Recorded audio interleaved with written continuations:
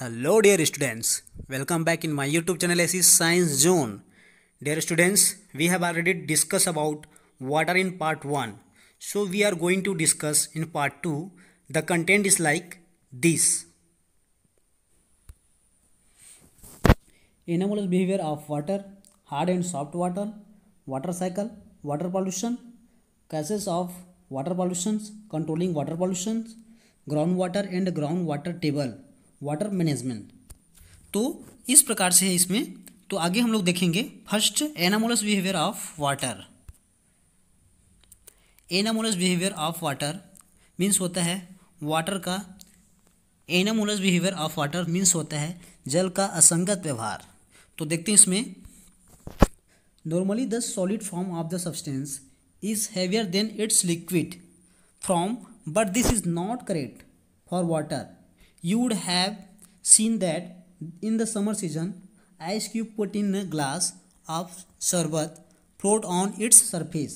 Thus, we can say that the density of ice is less than that of water.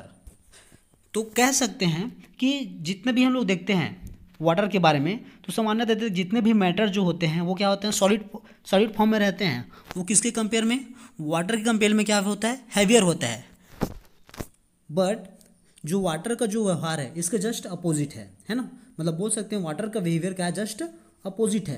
तो बोला गया है कि जैसे हम लोग गर्मी के दिन में समर सीजन में देखते हैं कि मान लो आपका क्या है, आपका शरबत के बारे में आप सब जानते हैं। तो शरबत में जब आइस क्यूब है ना, आइस को जब डाला जाता है तो उसके सरफेस में, वाटर के सरफेस में क्या करने लग जाता है, वो फ्लोटिंग करने लग जाता है।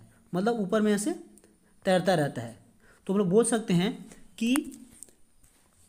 कि जो बर्फ़ का जो या फिर आइस का, तो हम कह सकते हैं कि डेंसिटी ऑफ आइस है ना इस, सो हम कह सकते हैं कि जो आइस का जो डेंसिटी है वो वाटर के कंपेयर में क्या है, वो कम है ना।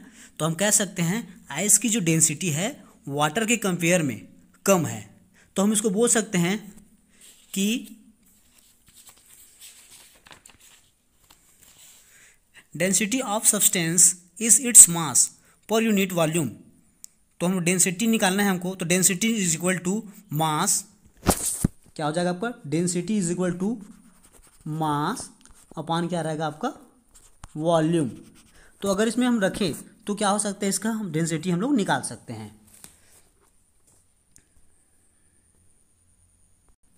और इसी में जो एनामोलस बिहेवियर ऑफ वाटर है उसमें एक एग्जांपल देख सकते हैं किसका, कि जब पोलर रीजन वाला जहाँ पे क्या रहता है, बहुत ज़्यादा बर्फ़ रहता है ना, तो वहाँ पे लगातार क्या रहता है, वहाँ के जो सीज़ है, लेक है, ये सब क्या होता है, बर्फ़ से पूरा, आइस से पूरा ढका रहता है। तो वहाँ पे जो रहने वाले जो लिविंग ऑर्गेनिज्म है कैसे जीवित रहते होंगे। तो उसमें बोला गया कि जो बर्फ़ जो होता है वो क्या होता है, और हमको पता है कि जो आपका आइस जो होता है वो क्या होता है, बैड कंडक्टर होता है किसका, टेम्परेचर का। इस कारण से क्या बोला जाता है, जितने भी जो आइस के जो नीचे में वाटर प्रेजेंट रहता है उसमें जो बर्फ़ के नीचे रहने वाले जो हीट जो रहता है, फिर उसमें बोल सकते हैं वो क्या होता है, बाहर नहीं निकल पाती है। और जल का जो टेम्परेचर है अधिक बना रहता है ना। वाटर का जो टेम्परेचर है अधिक बना रहता है। इस कारण से जो वाटर में रहने वाले बहुत सारे लिविंग ऑर्गेनिज्म हैं है ना, जैसे प्लांट है, एनिमल्स हैं, ये सब क्या रहते हैं, जीवित रह पाते हैं। तो आगे देखते हैं hard and soft water. Soap is used for washing and bathing. Usually when soap give a lot of lather with the water, then that water is called a soft water. Water from some sources that does not give good leather is called hard water. तो हम लोग बोल सकते हैं जैसे कि हम लोग वॉशिंग करते हैं, बॉथिंग करते रहते हैं, तो उसमें जब हम लोग सोप लगाते हैं तो उसमें क्या होता है, बहुत मात्रा में झाग है ना।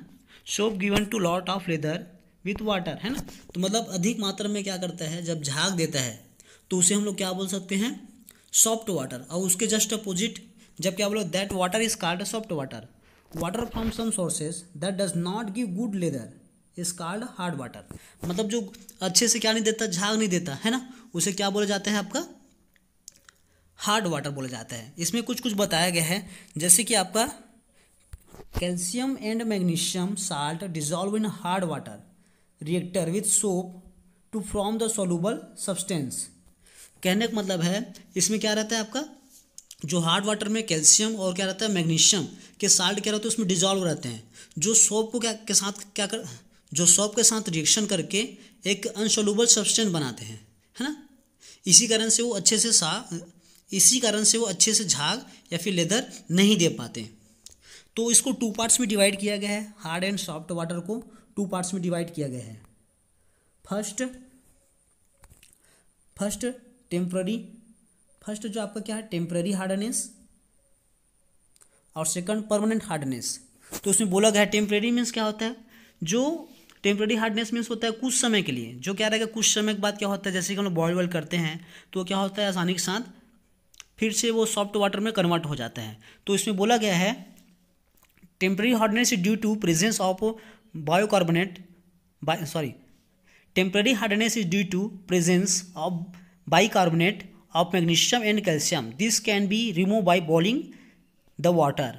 तो बोल सकते हैं इसमें जो टेम्पररी हार्डनेस जो दिया है वो किसके मैग्नीशियम एंड कैल्शियम और क्या दिया आपको बाइकार्बोनेट, क्या होता है उसमें डिजॉल्व होते हैं, इसी कारण से वो क्या होता है हार्डनेस रहता है वाटर में। तो जिसको हम लोग जब बॉइलिंग करते हैं तो वो क्या हो जाता है आसानी के साथ वो रिमूव हो जाता है। अब सेकंड देखते हैं परमानेंट हार्डनेस।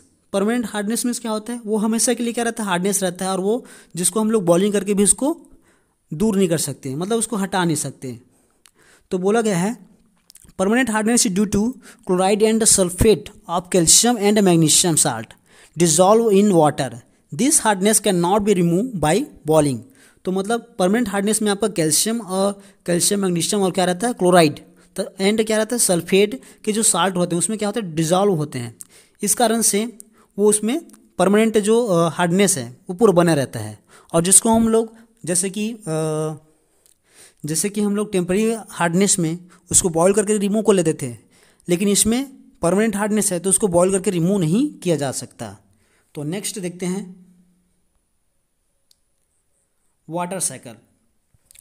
हम लोग यहाँ पे देख सकते हैं वाटर के डिफरेंट सोर्सेज, जस्ट लाइक क्या दिया आपका ओशन दिया है, आपका लेक दिया है, पौंड दिया है, इन सब से क्या होता है लगातार इसमें इवापोरेटिंग की प्रोसेस होती है। और साथ ही साथ जो लिविंग ऑर्गेनिज्म जो होते हैं उसमें लिविंग प्रोसेस के थ्रू क्या होता है वाटर वेपर क्या होता है उसमें उत्पन्न होते हैं। जो क्या होता है वाटर वेपर क्या होता है वाटर से क्या होती है बहुत ही हल्की होती है, जिस कारण से ऊपर में जाके इकट्ठे हो जाते हैं और जैसे वहाँ पे क्या होता है नमी बनी रहती है, मतलब वहाँ पे ठंडकता है ना। एटमॉस्फेयर का जो अपर सरफेस जो होता है वाला है ना, उसमें क्या होता है टेम्परेचर कम होने के कारण वो किसमें वाटर ड्रॉपलेट है ना या फिर छोटी छोटी बूंदों में क्या हो जाते हैं कंडेंस हो जाते हैं। कंडेंस हो जाने के बाद वो क्या बनाते हैं क्लाउड का क्या करते हैं फॉर्मेशन करते हैं। और क्लाउड का फॉर्मेशन करने के बाद वो किसमें वाटर के पास है ना, वाटर के फॉर्म में क्या होता है पास में ऐसे आने लग जाते हैं। और जैसे ही क्या है पास में आते हैं तो वाटर की जो बड़े जो बूंदें होती है ना वो क्या हो जाती है बड़ी बूंदें बन जाती है और किसका रूप ले लेती है रैन का है ना, वर्षा का रूप ले लेती है और वर्षा के रूप में से गिरने लग जाती है। तो इस तरीके से फिर से हम लोग जहाँ पे यूज़ कर रहे थे जैसे वाटर लेक है ना, जैसे कि लेक हो गया पोन्स हो गया, उसमें पूनम वो क्या हो जाती है आ जाती है। तो इस तरीके से आपका जो साइकिल जो रहता है पूरा ऐसे कंप्लीट हो जाता है। ठीक है, तो आगे देखते हैं हम लोग वाटर पॉल्यूशन।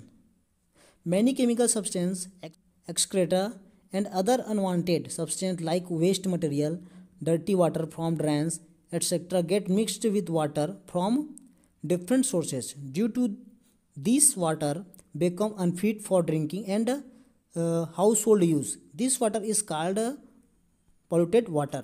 मतलब बोल सकते हैं कि डिफरेंट बहुत सारे आपके क्या केमिकल सब्सटेंस हैं जैसे कि एक्सक्रेटा और क्या अनवांटेड सब्सटेंस है, जस्ट लाइक क्या बोल सकते हैं वेस्ट मटेरियल, डर्टी वाटर है ना, जो ड्रेन से निकलता है वो सब क्या हो जाते हैं वाटर में मिक्स हो जाते हैं और डिफरेंट सोर्स से वाटर क्या हो जाता है डर्टी हो जाता है ना। Source due to this water become unfit for drinking and household use. और जब इसमें बहुत सारे से ड्रेन से निकलने वाले जो वाटर हैं वो सब क्या हो जाते हैं इसमें मिक्स हो जाते हैं, तो ये क्या हो जाता है unfit for drinking and household use, जो क्या हो जाता है हम पीने के योग्य नहीं रहता और हाउस होल्ड में यूज़ करने के लायक भी नहीं होता। This water called polluted water. इस प्रकार के जो वाटर जो रहता है उसको क्या बोला जाता है, पॉल्यूटेड वाटर बोला जाता है। The substance which pollute water are called pollutant and the process of water getting polluted due to this pollutant is called water pollution। देखो, the substance which pollute water are called pollutants, है ना। तो मतलब जो substance क्या करता है, water को पोल्यूट कर रहा है, उसको क्या बोला जाता है, पोल्यूटेंट बोला जाता है। और बोला गया है and process of water getting polluted due to this pollutant is called water pollution, है ना। और बोला गया है और इनके द्वारा जो वाटर को क्या किया जा रहा है, आपका पोल्यूटेड किया जा रहा है ना, पोल्यूटेंट के थ्रू, तो उसे क्या बोला जाता है, वाटर पोल्यूशन कहा जाता है। तो उसमें बोला बहुत सारे जो रीज़न हैं जो वाटर पोल्यूशन को बढ़ावा दे रहे हैं। तो बोला cases of water pollution, first activities of human being through agriculture through industries. तो फर्स्ट में क्या दिया आपका, ह्यूमन बीइंग के द्वारा दिया है।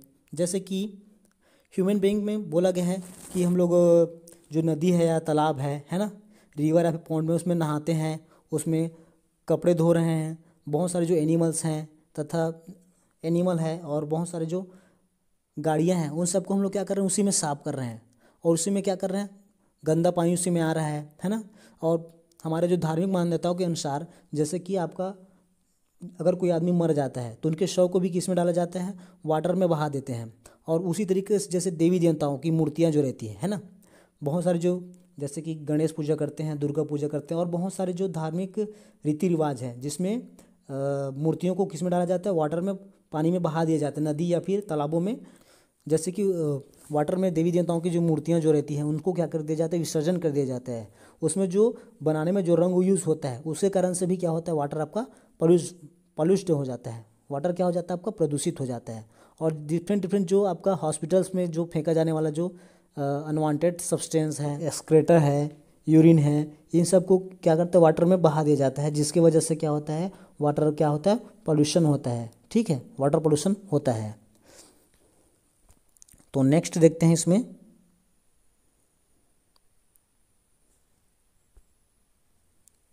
ये तो रहा आपका ह्यूमन एक्टिविटी, ये आपका क्या रहा, ह्यूमन एक्टिविटी रहा है। अब उसके बाद सेकंड नंबर का देखते हैं हम लोग, एग्रीकल्चर। सेकंड नंबर का देखते हैं एग्रीकल्चर। एग्रीकल्चर में जैसे कि हम लोग क्या करते हैं, डिफरेंट सोर्स से क्या करते हैं, एग्रीकल्चर करते हैं। ठीक है, उसमें जो उसकी फर्टिलिटी को या फिर उसकी उत्पादकता को बढ़ाने के लिए हम लोग जैसे क्या करते हैं, इंसेक्टिसाइड, वीडिसाइड या फिर जो फर्टिलाइज़र जो रहता है उसका हम लोग क्या करते हैं, यूज़ करते हैं, है ना। जो जब वर्षा होती है या फिर रेनी सीजन जब आता है तो उसमें जो फर्टिलाइज़र जो रहते हैं यूज़ करते हैं हम उसमें उत्पादकता को बढ़ाने के लिए, वो क्या होता है, वाटर के साथ मिक्स हो जाता है और वाटर क्या हो जाता है, पॉल्यूट हो जाता है। ठीक है, उसके बाद देखते हैं इंडस्ट्रीज़ में। ठीक है, इंडस्ट्रीज़ में देखते हैं, जैसे हम इंडस्ट्रीज़ में देख सकते हैं कि इंडस्ट्रीज़ में क्या होता है, मैन्युफैक्चरिंग के, जैसे यूज़फुल जो मटेरियल जो रहता है उसको मैन्युफैक्चरिंग किया जाता है, तो उसके साथ साथ जो अनवांटेड वेस्ट मटेरियल जो रहते हैं उन सबको किस में छोड़ दिया जाता है, जैसे कि आपका पोन्स हो गया, रिवर हो गया, है ना, इन सब में क्या कर दिया जाता है, छोड़ दिया जाता है, जिससे वाटर क्या हो जाता है, पॉल्यूट हो जाता है। और बोला गया है कि उसमें जो रहने वाले प्लांट हैं, एनिमल्स हैं, इन सबको क्या किया जाता है, उस वाटर का यूज़ किया जाता है, जिससे उन सबको क्या हो जाती है, बहुत ही उनके लिए हार्मफुल होता है। और जैसे कि वेस्ट मटेरियल में क्या रहता है आपका, लेड, मरकरी, क्रोमियम, कैडमियम आदि प्रेजेंट रहता है, जो हमारे लिए क्या फैटल डिसीज़ क्या करते हैं, उत्पन्न करते हैं।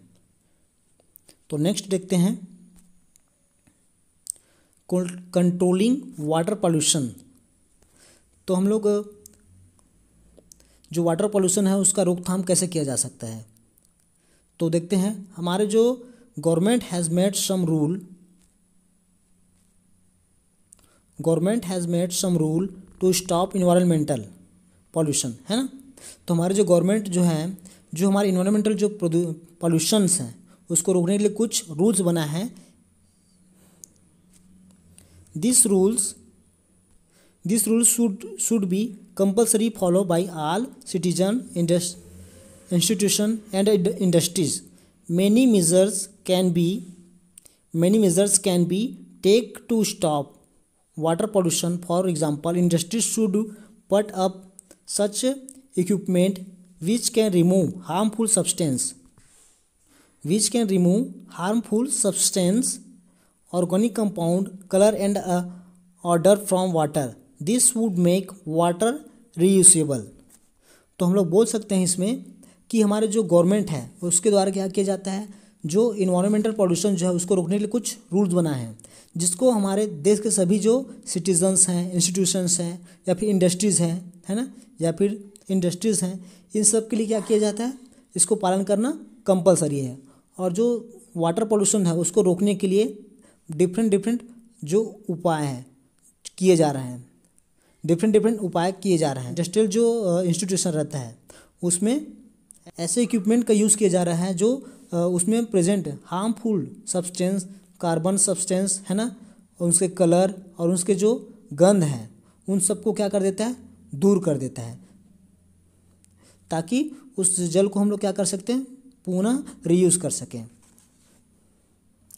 ट्रीटमेंट ऑफ पॉल्यूटेड वाटर, तो इसमें सबसे पहले दिया एक एक्टिविटी के थ्रू बताया गया इसमें कि हम क्या करेंगे, जो पॉल्यूटेड वाटर जो है उसको हम फिल्टर कैसे करेंगे। तो एक सिंपल मेथड यूज़ किया गया है इसमें। सबसे पहले एक कोनिकल फ्लास्क लिया गया है ना। कोनिकल फ्लास्क के ऊपर में आपको क्या दिया है, आपका फनल लगा हुआ है, फनल के ऊपर में आपका क्या लगा है, आपका फिल्टर पेपर लगा है, ठीक है। और उसमें फिल्टर पेपर के जस्ट नीचे क्या दिया आपका, मीडियम ग्रेवल्स, फाइन ग्रेवल्स और क्या दिया आपका, सैंड। मतलब जो फिल्टर पेपर जो दिया उसमें उसके जस्ट नीचे मध्यम आकार की क्या बजरी आती है, मीडियम ग्रेवल वो, और उसके बाद महीन बजरी फाइन ग्रेवल, और उसके बाद सैंड के पार्टिकल, मतलब सैंड लगा हुआ है। तो जब उसमें पॉल्यूटेड वाटर को इसमें डाला जाता है तो बहुत सारे क्या होता है, जो उसमें अनवांटेड सब्सटेंस जो रहते हैं, कुछ जो साइज में बड़े रहते हैं, वो फिल्टर पेपर में क्या हो जाते हैं, इकट्ठे हो जाते हैं। उसके बाद जो उससे भी फाइन जो सब्सटेंस जो रहता है वो किसमें, मीडियम ग्रेवल में क्या हो जाते हैं, आके रुक जाते हैं। और उससे जो फाइन जो सब्सटेंस जो रहता है वो फाइन ग्रेवल जो दिख रहा है आपका, है ना, फाइन ग्रेवल में क्या हो जाता है, छन जाते हैं, फिल्टराइज हो जाते हैं। उसके बाद सबसे नीचे में क्या दिया है आपका, सैंड या फिर बालू, है ना, रेत।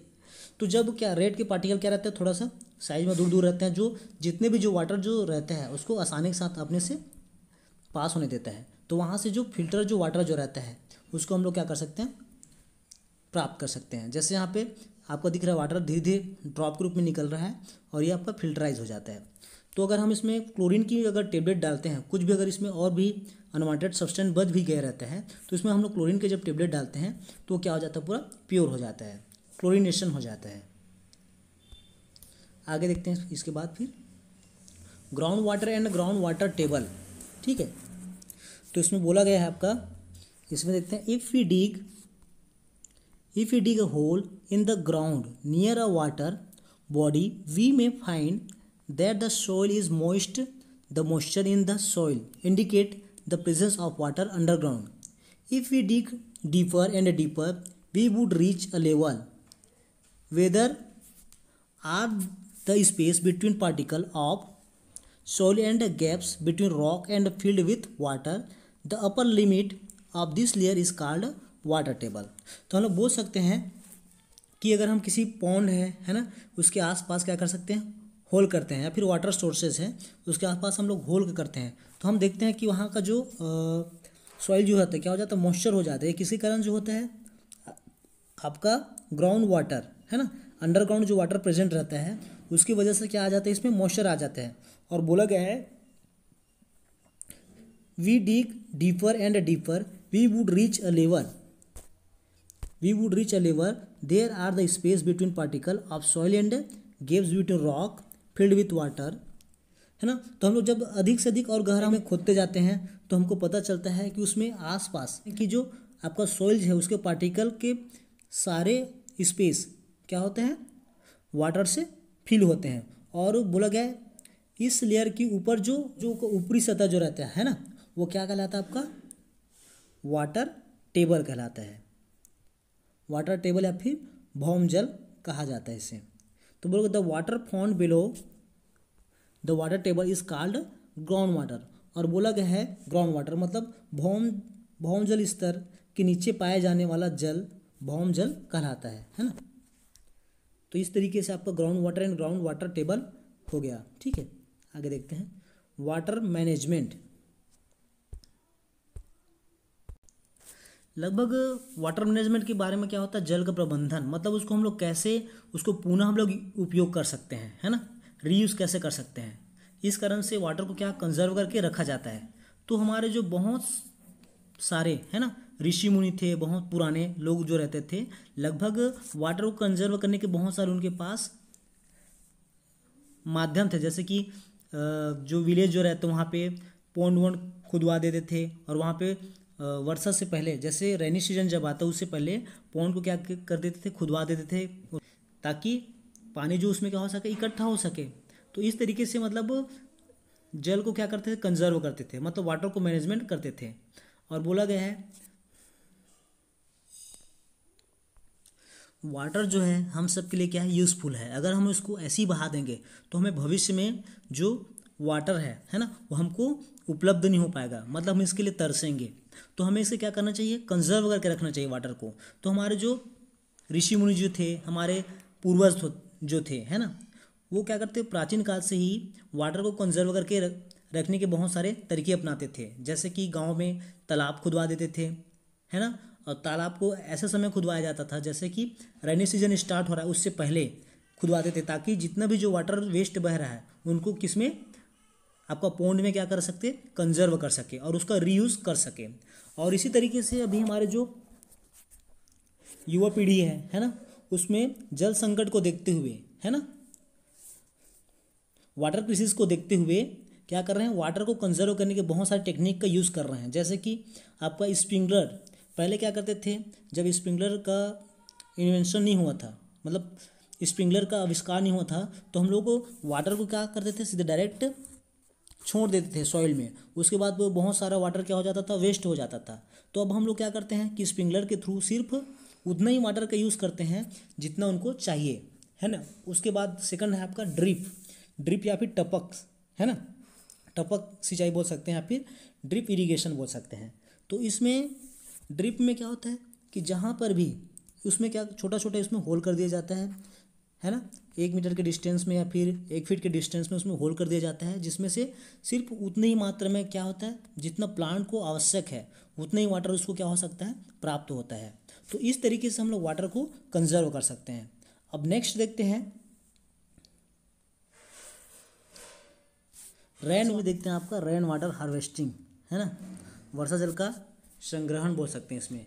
तो जो रेनी सीजन में जो वाटर जो रहता है वो क्या आपका रूप है ना, जैसे कि आपका छत जो रहता है उसमें क्या होता है, सबसे पहले इकट्ठा होता है, उसको एक पाइप के थ्रू क्या इसे अंडरग्राउंड किया जाता है ना।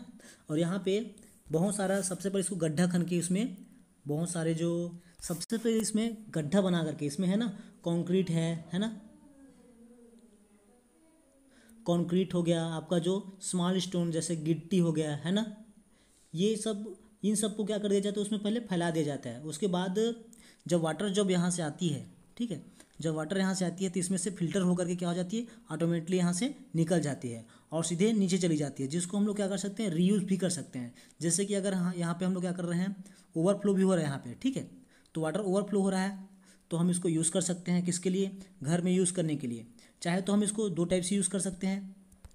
फर्स्ट, जब ये वाटर यहाँ पे आता है, यहाँ पे ऑटोमेटिकली क्या होता है, पूरा वाटर यहाँ पे फिल्टर हो जाता है, और फिल्टर होने के बाद डायरेक्ट यहाँ पे ग्राउंड वाटर में क्या हो जाता है, कन्वर्ट हो जाता है फिल्टराइज करके। और यहाँ पे हम लोग क्या कर सकते हैं, हैंड पंप हो है या फिर आपका हैंड पंप है या फिर ट्यूबवेल है, उनके थ्रू हम लोग क्या कर सकते हैं, इसका रीयूज़ कर सकते हैं।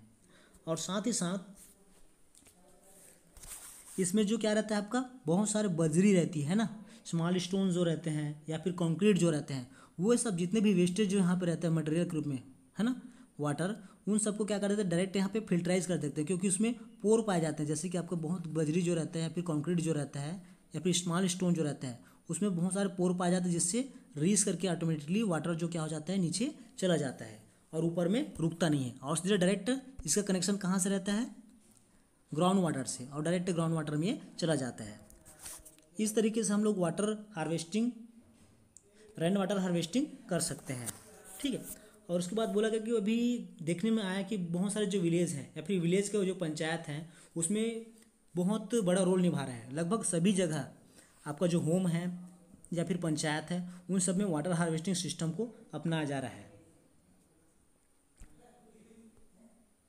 और आजकल जो जितने भी ग्राम पंचायत है ना, विलेज पंचायत हैं, उन सब में किसका यूज़ किया जाता है, ग्राउंड वाटर मतलब रेन वाटर हार्वेस्टिंग किया जाता है। जैसे कि हमारे पास ग्राम पंचायतों में जब गर्मी के सीजन में गर्मी के सीजन में क्या कर दिया जाता है, पोंड खुदवा दिए जाते हैं यहाँ पे।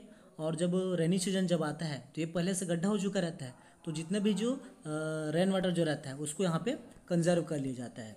इस तरीके से हम लोग वाटर का मैनेजमेंट कर सकते हैं। Thank you for watching.